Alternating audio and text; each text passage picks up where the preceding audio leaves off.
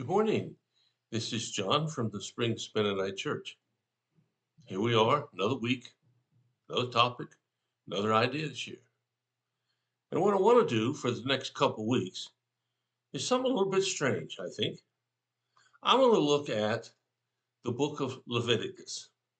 Now, if you've ever bothered to look at the book of Leviticus, you'll know that it's full of rules, rules, rules, and more rules.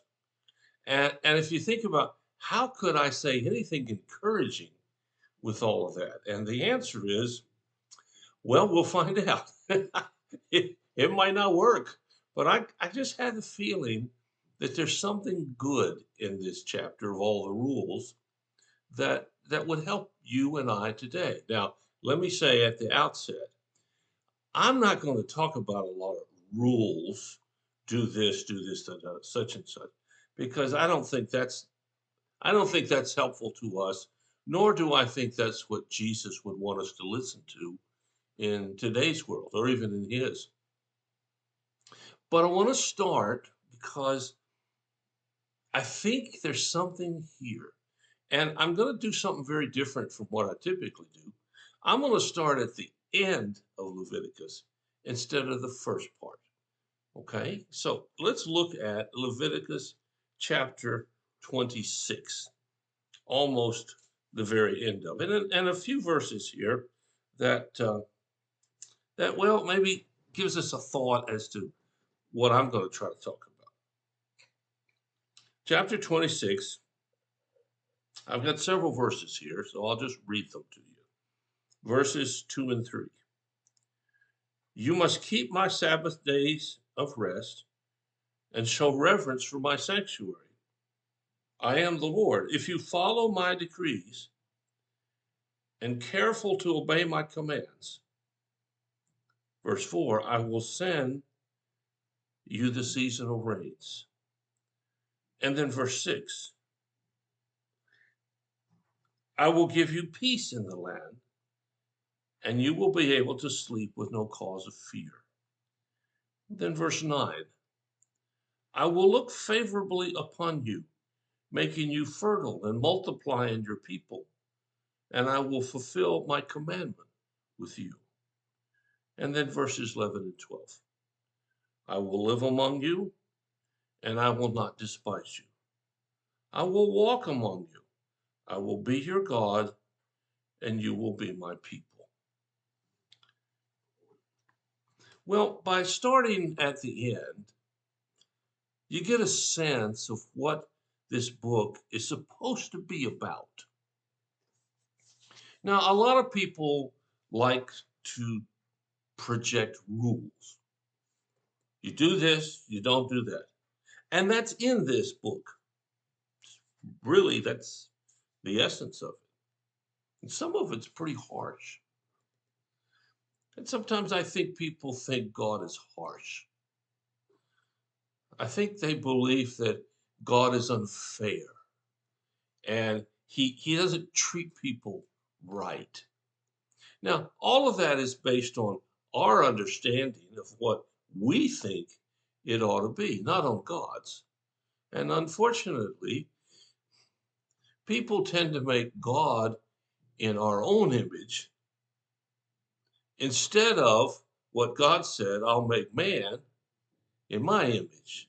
So the standard here is God, not you and my thinking. And when we look at the book of Leviticus and we read the end of it here, it tells us something important about God and us. He says, as I read, you should keep these. You must keep them. It says it. It's a command. It's not a suggestion. Now, what happens if you don't keep them? Well, I'm not sure I'm prepared to say that. I am going to say that God wants the best for you. And if he wants the best for you and for me, maybe we ought to listen to him. But he does say here, if you keep them. And the very first one, it just sounds so wonderful. It says, I will send you the seasonal rains. Seasonal rains are important for life. They provide the crops, they provide the food that you and I eat. So we see here God is concerned about your substance, not just, your intellectual thinking. And then he says, I will give you peace in the land, and you will be able to sleep without fear. Well, we could use a lot of peace in our land, I think. In a lot of lands, actually. There's not a lot of peace some places. And where there seems to be peace, there's anxiousness right underneath.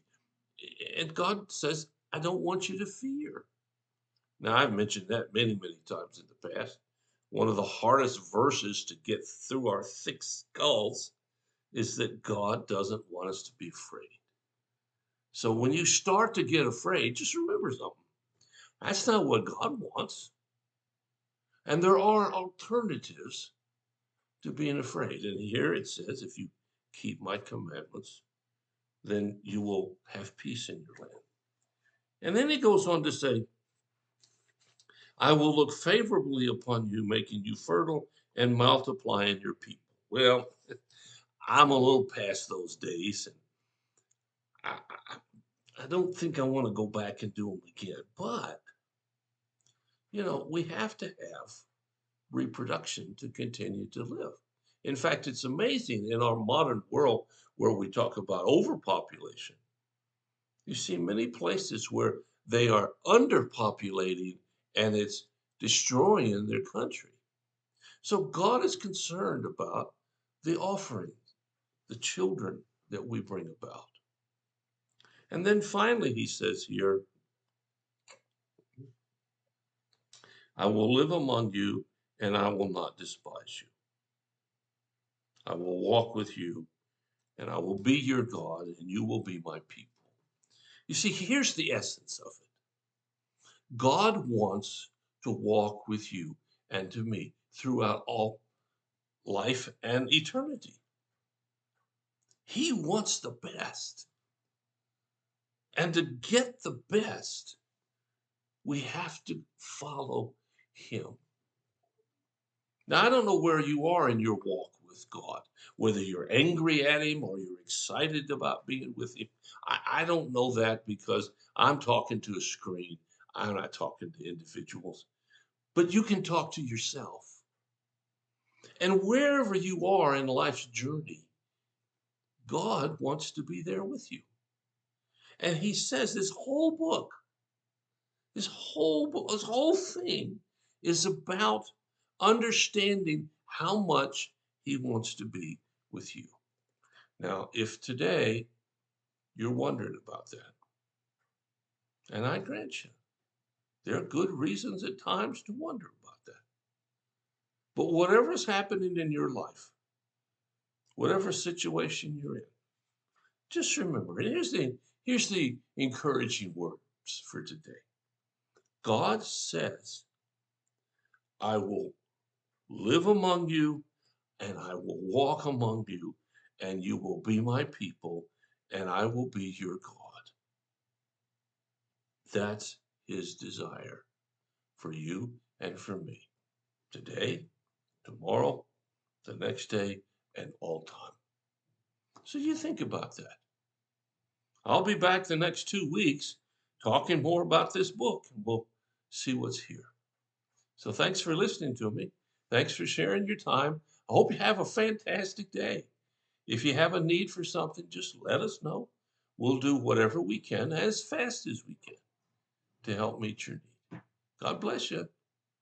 I'll talk to you tomorrow.